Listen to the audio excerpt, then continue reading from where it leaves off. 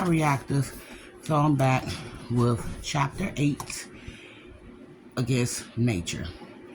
It was an unpleasant way to wake, shaking on a dirty bedroom floor, blinking at lights and hard voices through the searing pain of concussions.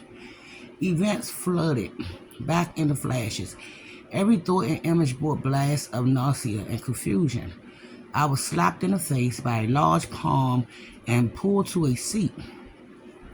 Around me, a collection of cops came into focus. Another pack was grouped behind the bar, fixating by something on the ground. "Wake up," said one, with another slap to my cheek. "Time to wake up." I was yanked to my feet, my knees buckled. A pair of officers caught me on my way back down, steadying, found my sea legs, pulled myself from their grasp.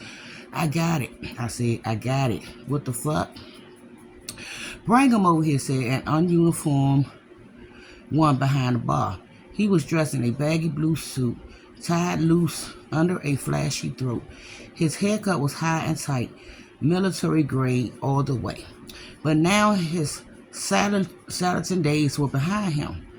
20 years and 50 pounds later, with jaws hanging and eyes drooping, he was the detective in charge. The two uniforms grabbed my arms and pushed me over. I stumbled behind the bar and looked down. Carl's bulk was splayed across the narrow back bar floor around broken glass and a pool of blood. His javelin was standing upright, embedded deep in his neck. His mouth hung open, his eyes were wide in final breathless thoughts. His arms were rigid, his fingers splayed out as if he had beseeched his executor. The lugger lay by his side near a tide of blood. I looked back at Carl's body, at the spear now driven through his throat. His large pumpkin head was shrunken, drained of blood and life. I looked to the detective, opened my mouth. I failed to find words. "Sit him down," he said to his uniforms. They led me around the bar and pushed me down into a chair at the table where the Rosters had enjoyed their peaceful night. Before Carl burst in and they'd been wise enough to lay it out, I remember being glad to see them go, feeling that smug sense of the night going to plan. It was just as I hoped. I had a solo audience with the man I wanted to see.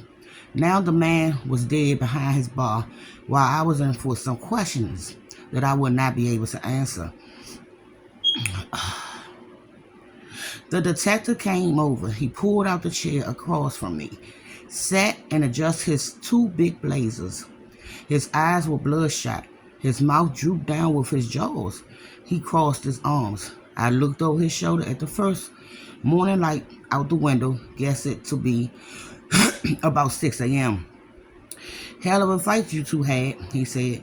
"I didn't do that." He shrugged as if I was talking about a spilled drink. What you say to set him off?" he asked. We were talking," I said. "I got up to use the bathroom. When I came out, I got hit. Someone must have hit me on the back of my head." I raised a hand, felt a swollen lump behind my right ear, remembering the sound of the weapon clanging away as I crumbled to the ground. I was knocked out. He nodded in that understanding. "Keep going." Wave that signal. It was time to shut my mouth. Wait a minute, y'all. I crossed my arm, waited for his questions. He didn't react, just stood, then nodded to his uniforms. I was pulled up and led out of the bar into a cool downtown morning. Above the stench of Chinatown, you could smell the invention of spring. The air had the hint of a damp promise, the chill no longer to the bone. A few early risers with dogs on leashes were loitering around the pack of police cars. It was too early for a scene, and no one seems to interest. Nothing to see here, just a former world-class athlete turned bar owner, executed with a javelin shoved through his throat. Just a cursed pseudo private eye caught in the midst of more mayhem. The Post will be thrilled by my return. Death Dolly, as they dubbed me, back in action. back under the black cloud of tragedy he could never escape. 20 months prior, in my search for Madeleine McKay, I'd given them a nice run of headlines, cover stories that had accumulated in the worst of human suffering. As I was shoved into the back of the cruiser, I recalled my old friend Roy Perry, page 6, reporter and blown fuel bomb Vivian. He had witnessed a similar moment of me sliding into the back of a police car, leaving another scene of death and coming scandal. I pictured his wild eyes that filled a bloated face, aged too fast from hard living. I searched the sparse crowd for any signs of press. Roy wasn't among the dog-walking group of mourning gawkers, but I knew I'd be hearing from him soon. I was taken to the 5th Precinct on Elizabeth Street in Chinatown. We parked across from a fish delivery truck. When the back door opened, bile bubbled up the back of my throat at the stench. I climbed out, leaned forward, prepared to heave on the sidewalk. The guiding officer, stopped. The guiding officer took a step away. The nausea passed, and then I was being led up the steps to the 5th. The building was a 19th century relic, white stone with long windows and a pair of cast iron gas lamps on either side of the entrance, lit in green glass. The number 1881 was carved above the arched front door, marking the year of construction back when this neighborhood was filled with Chinese immigrants being denied basic human rights. They were the Muslim of today. The feds did their best to block new arrivals while denying the rights of those already here. The natural response was a new underground order. Chinese gangs known as tongs. They established the opium dens. The dude that I was talking to, the representative, he said he about to say he could update my own. Okay. Okay. Dens, the gambling parlor, the houses of prostitution, and they kept their own protected when no one else would. The free association kept tumbling as I was guided inside the station house. I was led past a carved oak stairway under original molding and pushed into less attractive decor, into a holding cell. I had 2 roommates at this hour on a quiet weekday morning. One young, one old, both Asian. The kid looked like a low-level dealer, the kind I used to be, crisscrossing the city with a backpack full of weed, maybe some grams, bags of blow or Molly.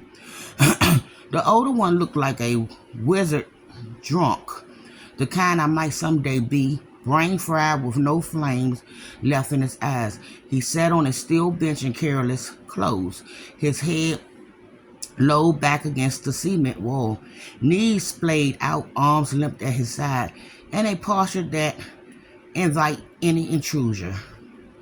He was past the point of caring. Beat him, bend him over, take what you will. There was no more dignity left to steal. He looked at me through dark slits, his expression as impassive as the guest of honor at a wake. At the other end of the cell, the kid was contrasting life force.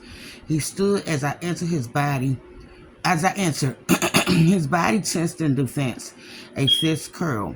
He had self-conscious style, clean kicks, bright blue jeans, and a black Brooklyn neck jacket. Long hair fell around a high cheekbone face. What's going on?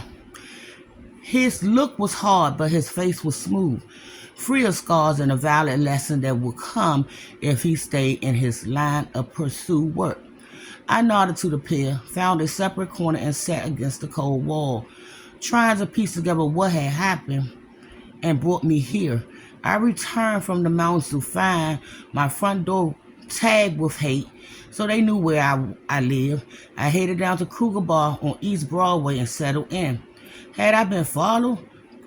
Carl burst in drunk after midnight, fought with his wife, Yulie. The bar cleared. Carl and I engaged in a friendly banter, listened to some Motorhead, and then I set him off. There was the valley of violence, thrown glasses, and a pointed pistol. Before the moment this escalated and I managed to regain his trust, I learned that Carl knew Cass. She and Victor had visited him at the bar.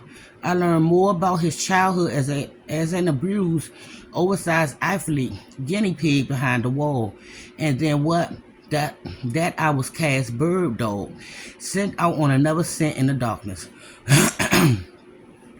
Despite his protestation, I didn't believe that Carl thought Victor jumped off that waterfall any more than Cass did. They were still out there. Carl admitted the needle-wielding doctors who dope children for the greater good of Olympia's glory. They just moved on to new countries. The secret to enhance performance were a valuable commodity worth billions. My head ached. My vision kept filling with black discs. It wasn't my first concussion, nor would it be the first to go untreated. Between the head trauma and the wet brain of whiskey, doctors would predict dire consequences in my later years. Not that I expected to make it that far. I shut my eyes, pressed my hands over my face, willed the echoes to pass. It wasn't long until my name was called and I was summoned out of the cell into an interrogation room. I sat at a folded chair behind a steel desk and was left alone inside the cement room, facing a one-way mirror of smoke glass. It all felt preordained. My choices were irrelevant. What I had said, where I went next, none of it came from anything as dilute as free will. The flashes that some call deja vu, those were just peeks behind a curtain, fleeting reminders that your course was long set before you, and some courses were cursed from the first. The detectives from the bar came in a few minutes later. Despite the jaws and the bad suit, he was a proud man, passing into middle age with life in his eyes. He moved with the air of a man devoted to a calling, a true blue believer in justice. He approached the desk and extended a hand. "I'm Detective Patrick Fitzpatrick," he said, as he took the seat across from me. "Your reputation precedes you, Mr. Darley.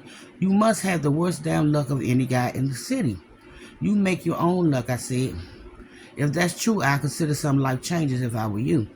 "Thanks for the advice." "My pleasure." He smiled at me like he was an old pal with his shit together, just trying to help a wayward buddy.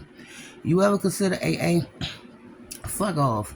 He held up his hand in a mock apology. "Hey, I don't buy it either. Swearing off everything forever sounds like a time bomb to me. I'm just saying, some folks, when they hit it hard all the time, they find a way of landing in throttle spots. As you said, you make your own luck. Is this an intervention or interrogation, detective?" "I'm sorry, not my place, you're right. I'm just trying to figure out how you managed to find yourself yet again at the scene of a murder." "I didn't kill him. No one said you did." He looked over his shoulder, left to right, feigning confusion at my statement. "I'm just curious about your presence here." "Then why was I tossed in a cell? Being treated like a criminal usually means you're a suspect." Fitzpatrick gave a thin smile, gentle, almost. He leaned forward and set his forearms on the table. "Like I said, your reputation precedes you, Darley. You're a convicted felon with documented substance abuse issues. You've been a party too, and a victim of extreme violence in the past. You've been diagnosed with PTSD. Hell, I had it too. As I served in the Gulf, it's no joke, I get it. Sometimes you feel like you're going to snap, like you want to mow down every smiling face you see, and some guys do. Not everyone makes it out the other side." "So did I snap last night?" I asked, before I hit myself across the back of the head and knocked myself unconscious. "Let's back up," said Fitzpatrick, drawing back and crossing his legs. "Why don't you tell me about your night? You go to that bar often. Know the bartenders? First time there. What brought you down there? It's not too close to home, is it?" I like to discover new places to drink. Not me, he said. I like my locals, creatures of habit, I guess. I got 1 or 2 spots out in Bay Ridge near home. Can't remember the last time I had a beer anywhere else. But hey, I suppose that's my loss. I wish I was more curious like you. A silence settled between us. I tried to maintain eye contact, but a new wave of persuasive system swept through, and the black discs returned to my vision. I squeezed my eyes shut, rubbed at my temples. Y'all, this was long. You okay there, Dolly? Fine. Good. Now, can you tell me what brought you to that particular bar last night? Someone tell you about it. You read a review, best downtown dive bar or something? I was in the neighborhood, I said, and I was thirsty. As you know, detective, I'm frequently thirsty. What time did you get there? About 9, I think. You can ask the bartender. She was serving me all night before her husband came in and took over. How you know they were married? Because he came in a bit drunk and they fought, I said. Wives don't like it when their husband drink too much, or so I heard. She was upset with him and she left, and then he went behind the bar. You guys talk much? A bit. Introduce yourselves. He said his name was Carl. We were both a little drunk and the bar empty out, so we chatted. About what? Lemmy. I said he was a big Motorhead fan. Is that a band? Was. Lenny's dead. Fitzpatrick nodded, uncrossed his legs, leaned forward again on the desk. His brows tightened, his eyes narrowed. Now, so it's called Kruger, he said. And you were the last person, or perhaps the second to last person, to see him alive. Tell me what happened next. Next, I got up to use the bathroom. When I opened the door and headed back to the bar, I was hit on the back of the head. Last thing I remember is hearing a weapon, a pipe or something, clang away. I heard it hit the ground right before I did. Then I was slapped awake by your boys and dragged up and shown what happened to Carl behind the bar. And now here we are. Here we are, agreed Fitzpatrick. He pushed himself up and turned his back to me and faced the mirror, shaking his head as whoever watched from the other side. He turned and said, "We believe you, we do. Despite our precautions due to your past, no one thinks you killed that guy." Turns out the back door to the bar was left open, where the killer or killers could have entered and escaped. Maybe they were waiting for the bar to empty and they got tired of waiting on your drunk ass to leave.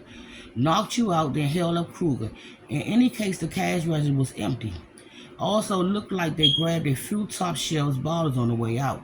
Looks like your basic late night bar robbery. Then why am I sitting here? I asked. Knowing full well, I pictured the jobless that had impaled Carl on his bar floor. So did Fitzpatrick. Well, it's about the murder itself, he said, or the weapon involved, I should say.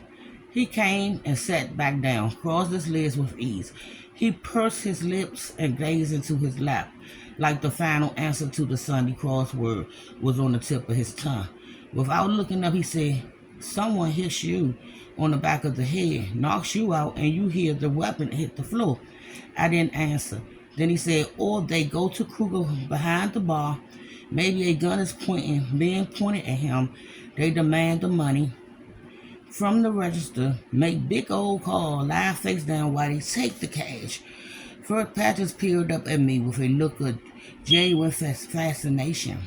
But the thing is, Carl had a gun too, a German Luger that was right by his side. Maybe he reached for it when he saw them and they convinced him to set it down. Promised he'd live if he didn't resist.